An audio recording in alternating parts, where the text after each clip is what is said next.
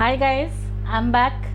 मैं पूजा आंसनीकर आप सबका मेरे चैनल पे स्वागत करती हूँ। आज का टॉपिक है न्यू एजुकेशन पॉलिसी।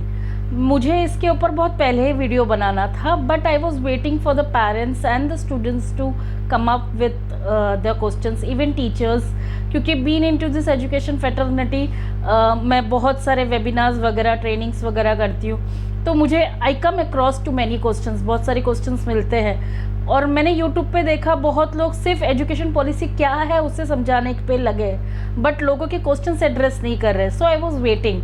आज मुझे बहुत सारे क्वेश्चंस मिले हैं, तो उसी क्वेश्चंस के ऊपर हम ये वीडियो बनाएंगे और यही इस वीडियो का पूरा कंटेंट है। तो वीडियो में जाने से पहले एज यूजुअल जैसे मैं कहती हूँ, अगर आप नए हो मेरे चैनल के ऊपर तो प्लीज़ एक सब्सक्राइब कर दीजिएगा, बेल का बटन ज़रूर दबाइएगा एंड मुझे शेयर ज़रूर कर दीजिएगा। चलते हैं वीडियो की तरफ। सबसे पहले न्यू एजुकेशन पॉलिसीज़ के ऊपर बात करूँगी। ये हमारी थर्ड पॉलिसी है। तो फर्स्ट पॉलिसी जो थी वो 1968 में की गई थी। उस वक्त इंदिरा गांधी थे हमारे पीएम, उन्होंने बनाया था।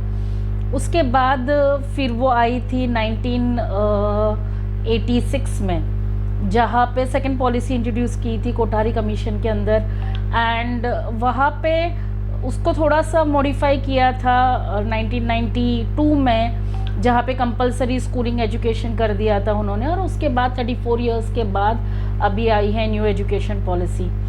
तो इसी पॉलिसी के ऊपर बात मैं डेलिबरेटली नहीं करना चाहूँगी, बट कुछ कुछ एरियाज़ के ऊपर मैं बात करना चाहूँगी। जैसे एक क्वेश्चन मेरे पास आया था कि सबसे पहले इन्होंने कोडिंग इंट्रोड्यूस किया है क्लास 6 को। तो एक पेरेंट का ऐसा क्वेश्चन था कि क्या coding at the age of class 6 से करना ज़रूरी है। तो आई कुड से देखिए, coding next generation futuristic school के लिए है। नेक्स्ट जनरेशन में कोडिंग कंपलसरी, ऐसे तो नहीं बोल सकते कंपलसरी, बट ये एक स्कोप रहेगा और ये करियर के लिए एनहांसमेंट कोर्स रहेगा। और वैसे ही जैसे कोडिंग को इंट्रोड्यूस किया है, वैसे ही वोकेशनल पार्ट को भी इंट्रोड्यूस किया गया है। वोकेशनल ट्रेनिंग, जैसे देखो फॉरेन कंट्रीज़ में बहुत सारे जॉब अपॉर्चुनिटीज़ इसीलिए होते हैं, या हमारे कंट्री से लोग वहाँ पे स्किल जॉब करने के लिए जाते हैं, वहाँ पे जैसे बोलते हैं कि एम्प्लॉयज़ बनने के लिए जाते हैं, डोमेस्टिक वर्क करने के लिए जाते हैं। तब उनको वहाँ पे किसी भी शॉप में बारटेंडर का काम करना या वेटरेस करना, ये सब करना उनको मजबूरी लगता है। जॉब पैसे अच्छे मिलते इसलिए करते हैं, पर इंडिया में यही करना उनको लो जॉब लगती है। ये जो सिस्टम आई गई है ये कम्प्लीटली रिजेंबल करती है फॉरेन यूनिवर्सिटीज़ के लिए, कैसे उनकी एजुकेशन सिस्टम है वैसे ही कुछ हमारे कंट्री में भी लाने की कोशिश की जा रही है।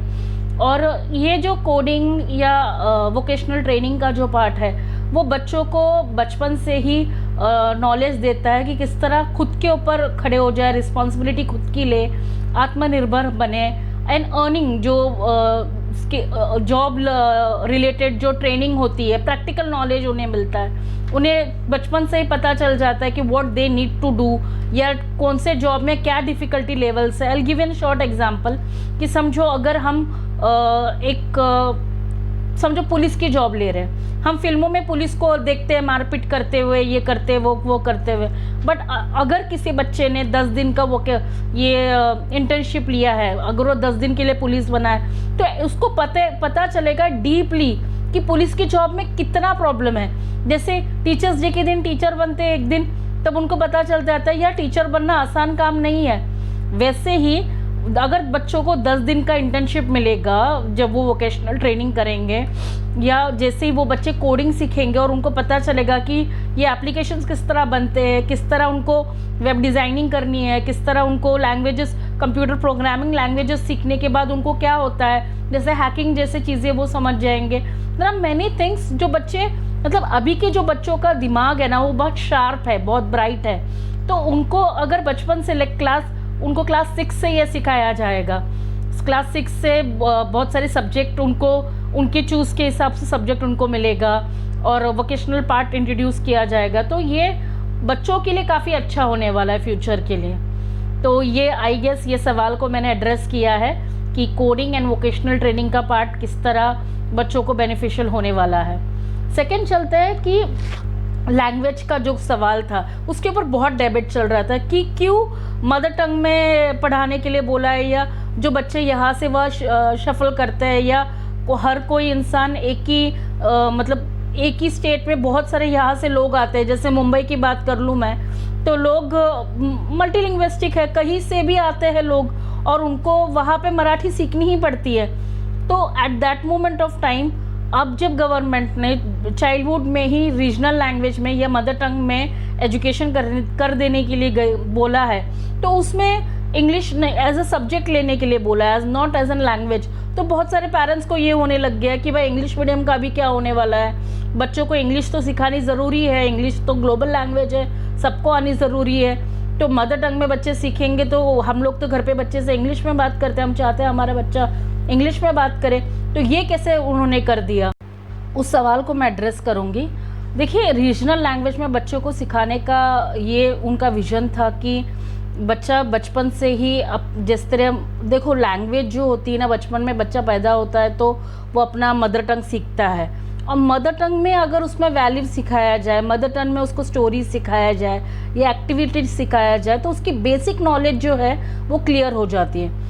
अभी मानती हूँ मैं, सबका अलग अलग मदर टंग है, तो एक ही स्कूल में सबके अलग अलग मदर टंग से कैसे होने वाला है। तो ये चैलेंज बना पड़ा है कि जैसे मराठी अगर मुंबई में हो रही है, तो क्या बच्चे को, हर एक बच्चे को मदर टंग वहाँ पे मराठी सीखना ज़रूरी होगा, या अगर तमिल एक बच्चा है और उसकी मदर टंग तमिल है और वहाँ पे उसको जो करवाया जाएगा वो तो मराठी में होगा, तो बच्चा कैसे सीखेगा, तो उसको सेकेंड लैंग्वेज सिखानी पड़ेगी।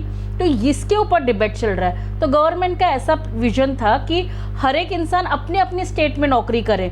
जैसे अभी जैसे कोविड के वक्त बहुत सारे लोग चले गए अपने अपने स्टेट में काम, जैसे बहुत सारे लोग बिहार के हैं तो बिहार चले गए हैं, या महाराष्ट्र में थे जो तो महाराष्ट्र लौट गए हैं वापस। तो गवर्नमेंट का ये प्लान था कि हर एक लोगों को एम्प्लॉयमेंट अपने ही स्टेट में मिले और अपने ही स्टेट में अपने ही बच्चे को वो पढ़ाए।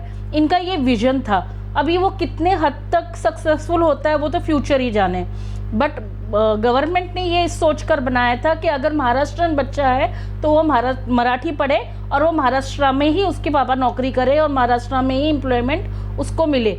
तो इस हिसाब से ये पूरा उन्होंने प्लान बनाया हुआ था या पॉलिसी बनाई गई थी, इसी ऊपर है। आने वाले टाइम में आपको और क्लियरिटी मिलती जाएगी। ये 2023 तक तो इम्प्लीमेंट नहीं होने वाला है, तो प्लीज़ पेरेंट इतना टेंशन मत लीजिए कि भाई कैसे होने वाला है। अभी बच्चा अगर 3rd क्लास में है या बच्चा अभी पैदा हुआ है या अभी वो स्कूल जाने वाला है, तो क्या मेरे बच्चे को नया पॉलिसी मिलने वाला है या मेरे बच्चे को किस तरह होने वाला है, भाई अभी कुछ होने वाला नहीं है। अभी तो सिर्फ इन्होंने ड्राफ्ट रखा है, उसके बाद ये इम्प्लीमेंट जब होगा तब हमें चैलेंजेस पता चलेंगे। जैसे सडनली कोठारी कमीशन में आ गया था कि भाई सभी को स्कूल भेजो, तो क्या कंपलसरी स्कूल एजुकेशन हो गया था? तभी भी बहुत सारे बच्चे नहीं जा रहे थे ना स्कूल। या जैसे CCA जब CCE आया था तो उस वक्त सब लोग ने इम्प्लीमेंट किया था, नहीं स्टेट स्कूल्स ने नहीं इम्प्लीमेंट किया था, उन्होंने बाद में इम्प्लीमेंट किया, CBSE ने पहले इम्प्लीमेंट किया। तो ये डिपेंड करता है जिस तरह गवर्नमेंट उसको इम्प्लीमेंट करता है, पर अभी 2 साल के लिए तो ऐसा कुछ होने वाला है नहीं। तो पेरेंट्स प्लीज़ बेफिक्र हो जाइए। 3rd क्वेश्चन ऐसा था कि सेल्फ इवैल्यूएशन पैटर्न आया है, जैसे उनका टीचर उनको मार्क्स देंगी, पीयर ग्रुप मार्क्स देगी, बच्चा खुद को खुद मार्क्स देगा, तो ये कैसा वर्कआउट होने वाला है? कोई बच्चा किसी का दुश्मन हुआ तो क्या होगा? बायस होगा, टीचर किसी बच्चे को पसंद नहीं करती तो कुछ भी मार्क्स दे देगी, जस्टिफिकेशन कैसे होगा या किस तरह it is going to work? तो ये चैलेंजेस पेरेंट्स को बहुत फेस करने के लिए मिल रही है, तो इसके ऊपर मैं एड्रेस करूँगी। देखिए, फर्स्ट ऑफ ऑल ये ऐसा रैंडमली मार्क्स देने वाला सिस्टम नहीं होने वाला है। Everything has a parameter. अगर आप CCA कॉम्पिटिशन्स को देखेंगे तो CCA कॉम्पिटिशन जब रिजल्ट निकलती है वो भी पैरामीटर बेस होती हैं। आई नो कि एवरीवन हैज़ उनके हाथ में रहता है मार्क्स देना, तो मतलब बच्चा बन जाता, ऐसा नहीं है। देखो कैसा है ना, बच्चे का मार्क्स उनके स्किल्स के ऊपर वहाँ डिपेंड होगा, सब्जेक्टिव भी होगा, उनकी इंटर्नशिप के ऊपर भी होगा, उनके एक्टिविटीज़ के ऊपर भी होगा, प्रोजेक्ट के ऊपर भी होगा। जैसे उनको एक कोडिंग अगर सिखा रहे बच्चों को तो उसने एप्लीकेशन किस तरह बनाया है, तो इससे क्या हो जाएगा कि बच्चे के आपस में जो कंपटीशन होने वाली है वो भी रेज होने वाली है। बच्चा खुद का खुद सेल्फ रियलाइजेशन करेगा कि मैंने कहाँ तक सीखा है, मुझे कितना स्किल आता है, और उसकी टीचर को भी पता चलने वाला है कि उसके बच्चे को, मतलब बच्चे को अगर उसने पढ़ाया है तो उसको कितना आया। जैसे लिंग्विस्टिक स्किल्स में उसने रीडिंग कितना सीखा है, उसने राइटिंग कितना सीखा है, पब्लिक स्पीकिंग स्किल्स उसको आई है कि नहीं आई है, एनालिटिकल स्किल्स है कि नहीं है, प्रॉब्लम सॉल्विंग स्किल्स है कि नहीं है, कॉन्फिडेंस उसमें कितना है। तो ऐसा पैरामीटर बनेगा, उस हिसाब से उसको मार्क्स दिया जाएगा। एंड उसके बाद बच्चा खुद को भी मार्क्स दिया जाएगा, बच्चा खुद को भी देखेगा कि भाई मैंने जो ये किया है क्या मुझे खुद से खुद आता है ये करने के लिए, या मैं कितना सीखा हूँ इसमें और मुझे और कितना सीखने की ज़रूरत है। इससे क्या हो जाएगा, और एक चीज़ है कि जैसे करियर जब हम चूज़ करते हैं, अगर बच्चे को खुद की क्षमता पता है, खुद की स्किल्स पता है, तो करियर चुनते वक्त वो मिसगाइड नहीं होगा, करियर चुनते हुए उसको डाउट नहीं रहेगा। तो जैसे अभी के जनरेशन में कैसा हो रहा है कि पेरेंट्स चूज़ करते हैं और उस बच्चे को पता ही नहीं रहता है कि उसको स्किल्स क्या है, बच्चे को पता ही नहीं रहता है कि मुझे क्या बनना है। तो जैसे ही अगर उसको 6th स्टैंडर्ड ऑनवर्ड्स ये बताया जाए कि भाई ऑप्शंस दिए जाए, कि वोकेशनल ट्रेनिंग के माध्यम से उसको ऑप्शंस दिया जाए कि भाई ये पार्ट्स और भी ऑप्शंस है आपके पास, ये भी करियर सोर्सेज है, उसके साथ आप न्यू फ्यूचरिस्टिक जो स्कूल है वो भी आप पढ़ रहे हो, उसके साथ सब्जेक्ट एक्सपर्ट भी आप ले रहे हो, उसके बाद आप इंटर्नशिप कर रहे हो। तो ये सारी चीज़ें जो है प्रैक्टिकल नॉलेज उनको बच्चों को मिल जाता है, उनको पता चल जाता है उनकी क्षमता किस में है, वो क्या कर सकते हैं, और ऑटोमेटिकली उनकी लाइफ काफ़ी ईजी हो जाती है। तो यहाँ पर कहीं पर भी बायस होने का सिस्टम बहुत वैरी करता है, और अगर पैरामीटर बेस्ड जजमेंट हुआ तो और भी ईजी हो। 4th सवाल मेरे पास आया है कि ये सेमेस्टर पैटर्न एग्ज़ाम क्या होती है। देखिए, जैसे वार्षिक एग्ज़ाम होती थी, पूरे साल के बाद एक एग्ज़ाम होती है, उसके बेस के ऊपर बच्चे को जज किया जाता है। अब कैसे हो जाता है ना कि बच्चा अगर वो लास्ट एग्ज़ाम नहीं अटेंड कर पाया, या बच्चा सिर्फ पढ़ाई करके मार्क्स दे रहा है, जैसे हमारे यहाँ पे बोर्ड्स होते हैं, 9th 10th 12th के बोर्ड्स होते हैं, और बोर्ड के एग्ज़ाम में बच्चा अगर एग्ज़ाम नहीं दे पाया तो उसका पूरा साल ख़राब हो जाता है। तो ये ऐसा नहीं होने वाला है। इसमें कैसा होने वाला है कि बच्चे को पूरे साल में 9th से लेकर 12th स्टैंडर्ड तक अलग अलग सेमेस्टर्स होंगे, और बच्चा 3 साल की उम्र से जब वो स्कूल जाता है ना, तो उसका पूरा एवरेज वहाँ पे पूरे मार्क्स उसके वहाँ पे काउंट किए जाएंगे। जैसे आपका आधार कार्ड कैसे होता है ना, वैसे ही बच्चे का इनरोलमेंट कोड जनरेट किया जाएगा, जहाँ पे बच्चा पूरे 3 साल की उम्र से उसकी ग्रेजुएशन तक उसके पूरे मार्क्स उसमें ऐड किए जाएंगे, उसके पूरी स्किल्स वहाँ को डाली जाएगी, उसकी कॉम्पिटेंसीज वहाँ पे डाली जाएगी, हर वो चीज़ बच्चा क्या सीखा है अभी तक ये सारा चीज़ें डाली जाएगी। तो जो फेलिंग का सिस्टम है ना वो बंद हो जाएगा।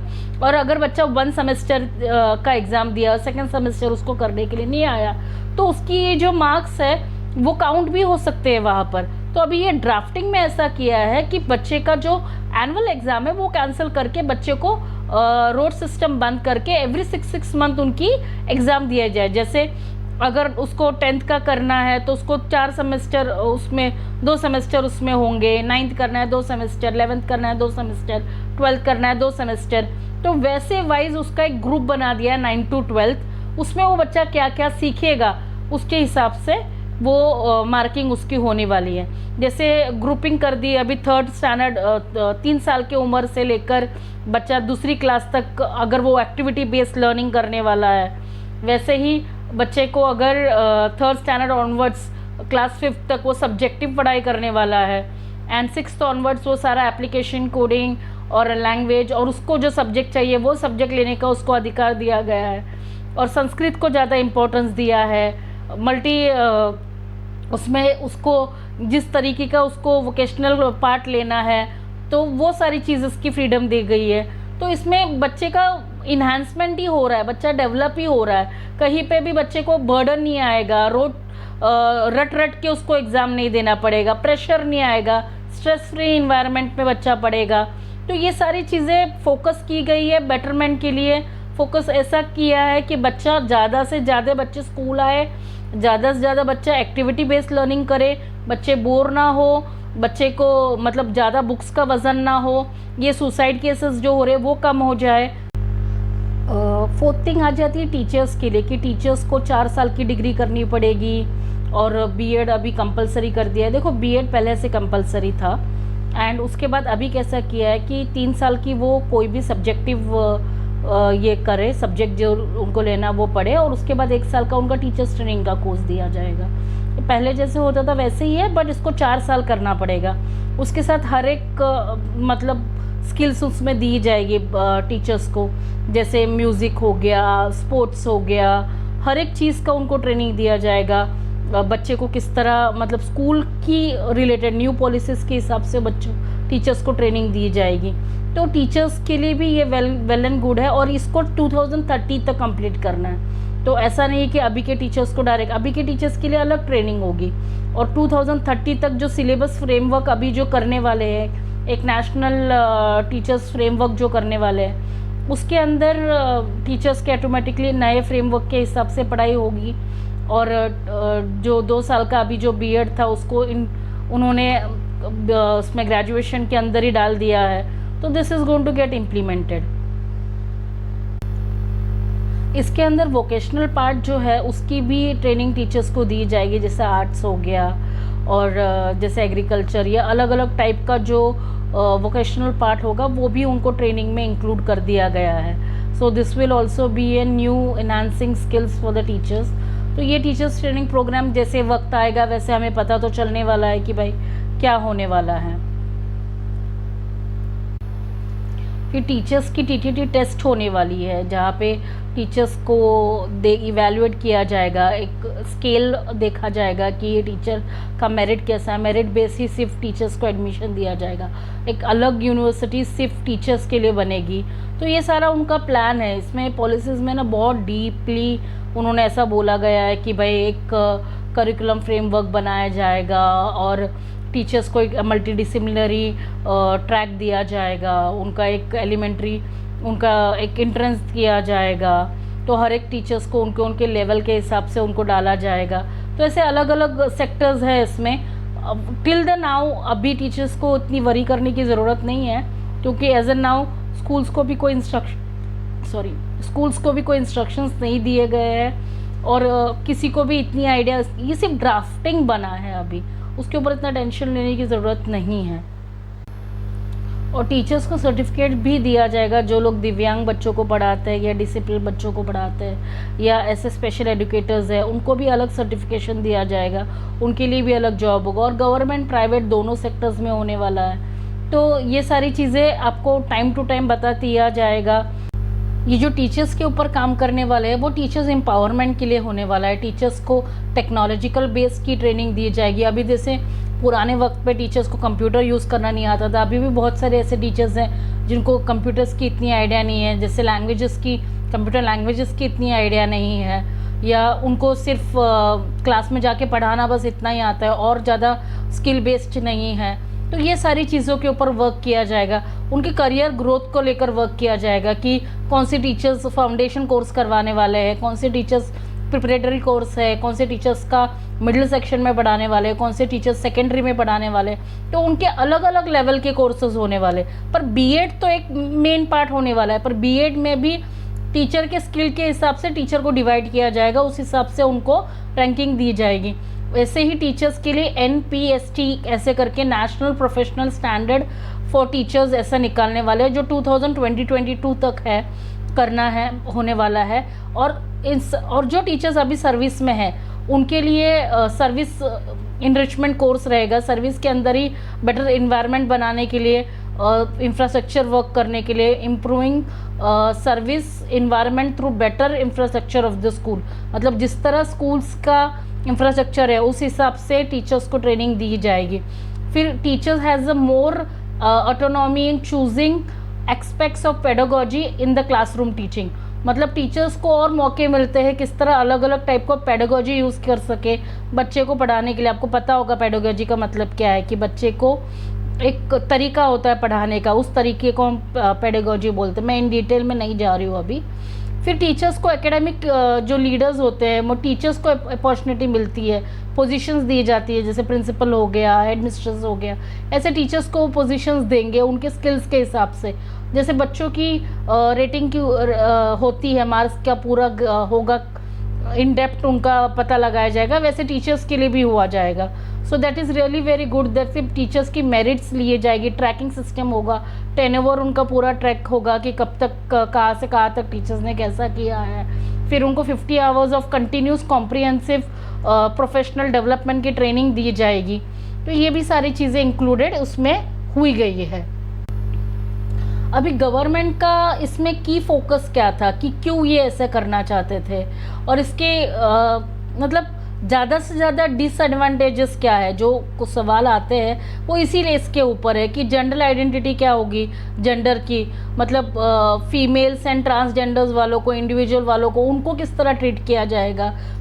तो कास्ट वाली जो सिस्टम है वो किस तरह फॉलो की जाएगी। अभी तक आरक्षण में मिलता था, आरटीए होता था, ये सब चीज़ें में होता। फिर जोग्राफिकल जैसे विलेज में, टाउन्स में, छोटे छोटे जो कस्बे में, वहाँ पे कैसे होने वाला है।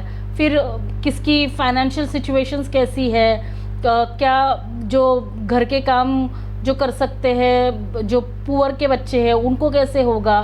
तो गवर्नमेंट स्कूल्स में ये इम्प्लीमेंट होगा या प्राइवेट स्कूल्स में इम्प्लीमेंट होगा, या गवर्नमेंट प्राइवेट स्कूल्स में आने वाले हैं, मतलब प्राइवेट स्कूल्स गवर्नमेंट में आने वाले हैं। देयर आर मेनी पॉसिबिलिटीज़ जो सोचने में आ रहा है। लोग ऐसे भी बोल रहे हैं कि प्राइवेट स्कूल से अच्छा गवर्नमेंट स्कूल्स कर रहे हैं। क्या फ़ीस के ऊपर वेव ऑफ होने वाला है, फ़ीस के ऊपर कोई मैकेनिज़्म आया है। तो there are many things that वो लोग ये करेंगे। और इतना सारा इंटर्नशिप वगैरह का खर्चा कौन करने वाला है, और बच्चे को ये जो कोडिंग वगैरह सिखा जाएगा तो मतलब स्कूल की फ़ीस ज़्यादा बढ़ जाएगी। तो ये सारे चैलेंजेस आने वाले हैं। स्पेशल एजुकेटर्स जो है वो मतलब अभी उनकी स्कूल्स अलग बनने वाली है क्या, और बच्चे का जो लर्निंग डिस्टेंस मोड है वो ख़त्म होने वाला है क्या। तो ये सारी चीज़ें वो मतलब वोकेशनल ट्रेनिंग ही होने वाली है। ऐसे बहुत सारे सवाल है पेरेंट्स के। तो ये तभी पता चलेगा जब एक्चुअल में ये फ्रेमवर्क हमारे इसमें आ जाएगा। पर इतना ज़रूर पता है कि बच्चे का टैलेंट के ऊपर, बच्चे के स्किल्स के ऊपर बच्चा आगे बढ़ेगा। और ये गवर्नमेंट का जितना प्रोसेस ये चल रहा है कि बच्चा आत्मनिर्भर बने, अपने आप वो स्किल्स सारा एक्विजिट करे और अपना करियर खुद चुने और बड़े होकर खुद के प्लेटफॉर्म के ऊपर खुद पढ़े। और टीचर्स को उन्होंने ऑनलाइन जैसे बहुत सारे भी स्वयं उन्होंने निकाला है, ऑनलाइन ट्रेनिंग प्लेटफॉर्म है, उसके ऊपर भी उन्होंने बहुत सारे कोर्सेज डाले गए हैं जहाँ पे टीचर्स को उन्होंने बोला है कि यहाँ से आप पढ़िए। और जो अनएजुकेटेड है, ओपन प्लेटफॉर्म्स उनके लिए NOS वगैरह ऐसा सब उन्होंने कर दिया गया है। तो ये सारी चीज़ें उन्होंने इम्प्लीमेंट की है। अभी आती है कि फेजेस में किस तरह वर्क करेंगे कि 9th क्लास का अगर फेज़ उन पकड़ के चलते हैं, जैसे 2021 to 22, एक साल उनका 9th में हो गया बच्चे का। उसके बाद फिर 22-23 उनका बच्चा 10th में होगा, जैसे 2 सेमेस्टर उसमें गिने जाएंगे उनके। 23-24 11th में होगा बच्चा, और 24-25 होगा 12th में। तो 25th और 26 जो होगा वो उसका डिग्री लेवल होगा। तो यहाँ पर भी उन्होंने मल्टी एंट्रीज कर दी है कि बच्चा अगर 1 साल पढ़ाई कर रहा है तो उसको डिप्लोमा मिलेगा। तो मतलब क्या है, बच्चे 12th स्टैंडर्ड के बाद से ही अर्निंग करना शुरू कर सकते हैं। या कोई बच्चा अगर उसकी स्किल्स बहुत अच्छी हो तो 9th स्टैंडर्ड के एज से भी वो अर्निंग करना शुरू कर देगा। तो अगर वो फर्स्ट ईयर में जाता है, उसकी मर्ज़ी के हिसाब से वो सब्जेक्ट चूज़ करेगा। अगर उसने 6th स्टैंडर्ड में हिस्ट्री सब्जेक्ट चुना है तो वो आगे जाकर भी हिस्ट्री में उसकी मास्टरी कर सकता है। तो गवर्नमेंट का मेन फोकस क्या था कि रिसर्च की तरफ बच्चे ज़्यादा बढ़े।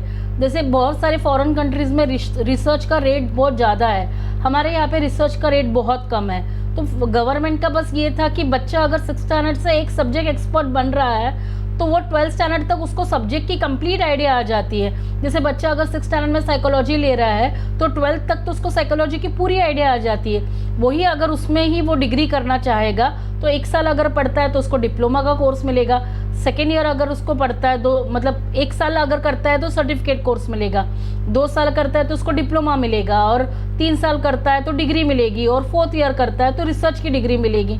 तो उस तरह क्या हो जाता है, अभी MPhil जो है वो बीच में से ख़त्म कर दिया है, उसके बाद डायरेक्ट बच्चा PhD कर सकता है। तो ये बच्चे का टाइम भी कम हो रहा है, बच्चा जल्दी से जल्दी रिसर्च में पहुंच रहा है, बच्चे का सब्जेक्ट रुचि बढ़ रहा है, बच्चा सब्जेक्ट एक्सपर्ट बन रहा है, उसे पता चल रहा है कि वो कितना पढ़ रहा है, उसको कितनी नॉलेज, एक एक लेवल स्टेप वाइज उसको नॉलेज मिल रही है। तो इसी में वैसे ही वोकेशनल ट्रेनिंग में भी हो गया है।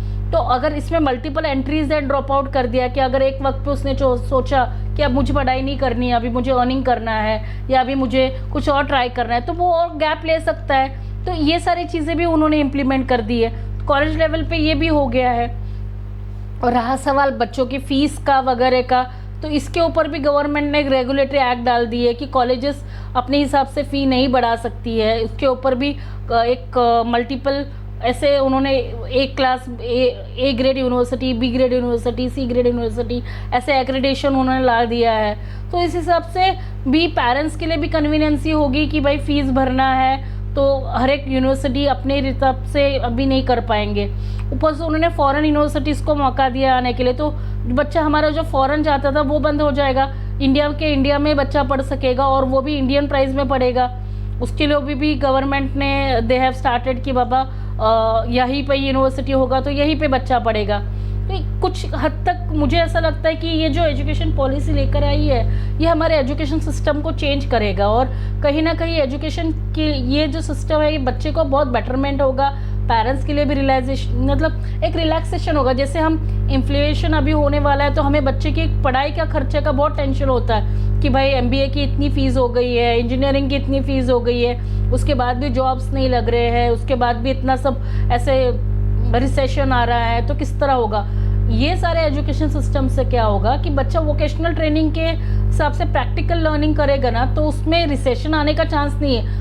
बच्चा खुद बहुत सारी चीज़ें सीख पाएगा, उसकी स्किल्स बहुत ज़्यादा मोटिवेट होगी। हमारे इंडिया में स्किल्स की बहुत कमी है, तो ये स्किल्स को इम्पोर्टेंस देने वाला पूरा पॉलिसी बनाया गया। मैं थोड़ा सा लाइट डाल पाई ये न्यू एजुकेशन पॉलिसी के ऊपर। मेरा कोई भी ऐसा मकसद नहीं था कि मैं कंप्लीट पॉलिसी नरेट करूं, क्योंकि बहुत सारे ऐसे वीडियोस है यूट्यूब पर मैं सिर्फ थोड़ा बहुत डाउट्स क्लियर करना चाहती थी, इसलिए मैं अपने इसमें सजेशंस दिए हैं और अपने ओपिनियंस इसमें बताए हैं मैंने। और आप लोगों को इसके ऊपर और भी सारा रिसर्च अगर आपने किया है या आपको सवाल और भी है तो मैं दोबारा नया वीडियो ज़रूर बनाऊंगी। ये बहुत इलेबोरेटेड टॉपिक है, बहुत ज़्यादा चीज़ें इसमें इन्वॉल्व की गई है। ये सब सीखना के लिए मतलब हमें बैठ के सारी चीज़ें सीखनी पड़ेगी। तो अगर आप चाहते हो तो मुझे कमेंट बॉक्स में ज़रूर लिख के दे दीजिए कि भाई हमें किस तरह टॉपिक चाहिए, आपको क्या पसंद आया, क्या नहीं पसंद आया, और किस तरह आपको और कौन से आपके सवाल है ये न्यू एजुकेशन पॉलिसीज़ के। मैं लिंक भी इसमें डालूंगी। बहुत सारे मेरे यूट्यूबर फ्रेंड्स हैं, उन्होंने बनाया है, और गवर्नमेंट के भी बहुत सारे इसमें पोर्टल्स है जिसमें उन्होंने पूरा नरेट किया गया है, वो भी सारे मैं डालूंगी। अगर उसमें से आपको कोई डाउट आ रहा है तो मुझे प्लीज़ आप कमेंट में लिख कर दीजिए, we will work on that. मिलते हैं दोबारा नेक्स्ट वीडियो के साथ। एंड प्लीज़ मैं आशा करती हूँ कि आप इसको फॉरवर्ड ज़रूर करेंगे। सब्सक्राइब करना अगर भूल गए हो तो प्लीज़ सब्सक्राइब कर दीजिएगा, एंड मेरे दूसरे वीडियोस को भी आप ज़रूर देखिएगा। मिलते हैं ज़रूर। Thank you.